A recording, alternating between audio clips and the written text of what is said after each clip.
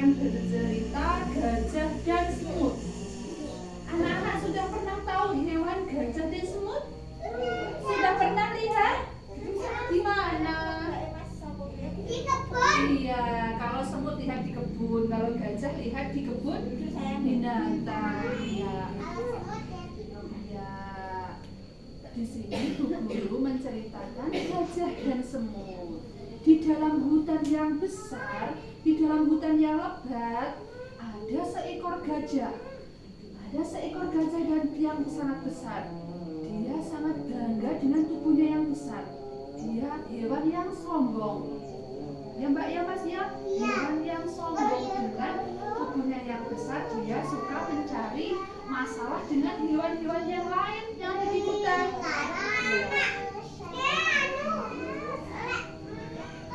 Pada suatu hari, gajah yang besar berjalan kayak gini di tengah hutan.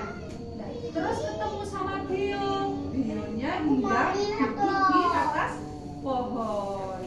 Terus begini kata gajah, Bio, kamu tidak lihatkah aku mau berjalan di hadapanmu? Ayah, ada apa gajah? Saya mau lewat di depan kamu. Silahkan tunduk padaku. Silahkan hormat padaku, kata sang gajah. Terus jawabnya Bio apa? Tidak, saya tidak akan hormat padamu. Saya tidak akan patuh padamu, gajah, kata Bio. Akhirnya sang gajah marah, tidak dihormati ya kan? Saya sangat marah besar sama kamu, Bio. Nanti pohonnya akan saya tumbangkan, jadi kamu tidak bisa duduk di atas pohon itu. Akhirnya sang gajah dengan belalainya mengadun-adunkan pohon, akhirnya sampai pohonnya tumbang. Akhirnya si Bio turun dari atas pohon. Iya, dia terbang. Pohonnya sekarang tumbang, jadi nggak bisa hinggap.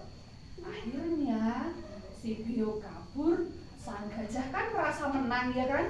Gajah dan Bio merasa menang, jadi dia masih sombong. Terus dia berjalan lagi ke depan menuju sungai. Nah, di pinggir sungai hiduplah seekor semut di bukit semut. Dia semutnya keluar, ya kan? Semutnya keluar akan mengusung makanan, akan membawa makanan dari tepi sungai masuk ke dalam rumah semut, bukit semut tadi. Terus sang gajah melihat semut berjalan membawa makanan, akhirnya dia mencari masalah lagi. Si gajah mencari kesalahan lagi. Sang gajah minum, jebur minum air, lalu disemburkan pada semut. Semut yang bawa makanan akhirnya basah makanannya. Semutnya juga basah, badannya juga basah. Akhirnya, rasakan ini semut, rasakan. Jadi kamu basah semua badan kamu. Semut pun akhirnya juga marah seperti burung Bio tadi. Terus karena semut marah besar, saya sangat marah besar sama kamu gajah. Kenapa makanan saya jadi basah semua? Terus kemudian sang semut masuk ke dalam rumahnya. Sang gajah akhirnya juga pulang ke rumahnya. Pada keesokan harinya, di pagi yang cerah, semut bangun dari rumahnya. Asik, matahari sudah bersinar teras, saya akan mencari makan lagi. Kemudian ketika semut bangun, melihat sang gajah tidur. Karena dia kemarin sakit hati kan, udah bawa makanan disembur sama sang gajah. Semut marah melihat sang gajah tidur. Semut pun mendekat perlahan-lahan, akhirnya masuk ke dalam belalainya. Masuk ke dalam sini. Dia lalu menggigitnya. Cekit.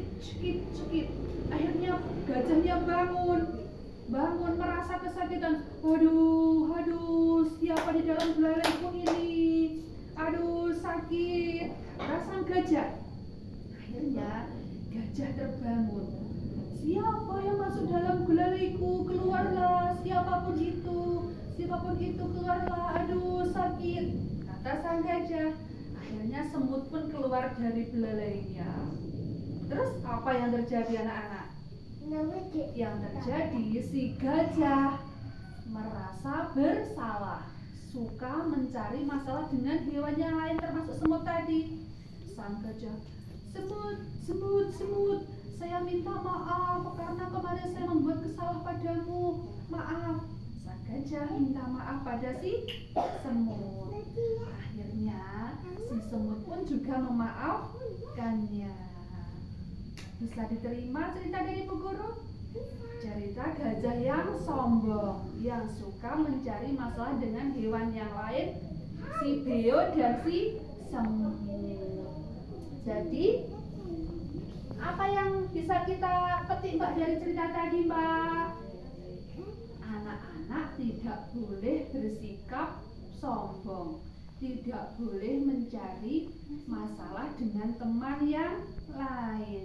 Tapi akhirnya setelah dia digigit oleh semut, merasa dia punya bersalah dan tidak sombong lagi. Gajah minta maaf dan semut memaafkan. Jadi tidak boleh sombong dengan yang merasa tubuhnya besar.